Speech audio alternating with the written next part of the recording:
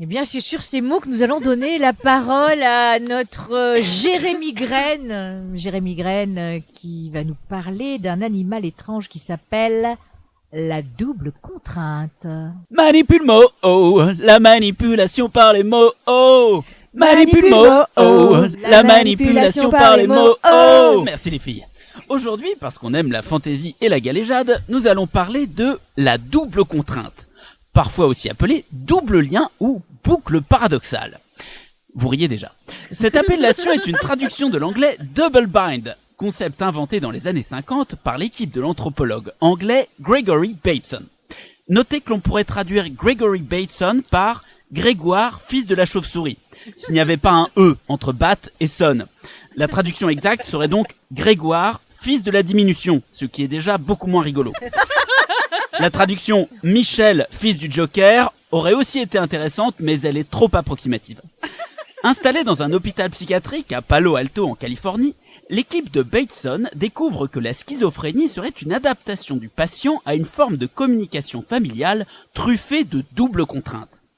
Bien qu'il soit originellement associé au cadre familial, le concept est maintenant utilisé comme grille de lecture pour repérer des échanges pervers entre tout type de sujets.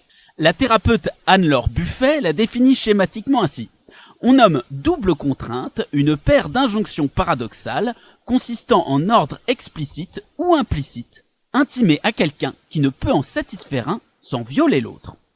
Quelle que soit l'injonction à laquelle la victime choisira d'obéir, elle sera réprimandée.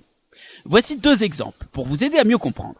Il y a 3 jours, une personne dont je tairai le nom et qui s'appelle Marielle Liberclair m'a offert 2 déguisements, un costume de Spider-Man et un costume de Coquille Saint-Jacques. Avant-hier, quand elle m'a vu déguisé en Spider-Man au comité de rédaction, Marielle m'a dit « Tu n'aimes pas ton costume de Coquille Saint-Jacques ?»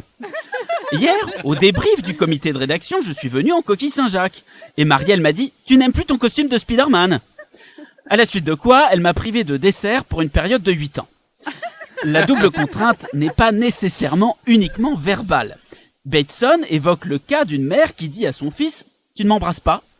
Cela semble inviter ce dernier à venir lui faire un gros poutou. Mais quand il vient lui faire un câlinou, elle se raidit.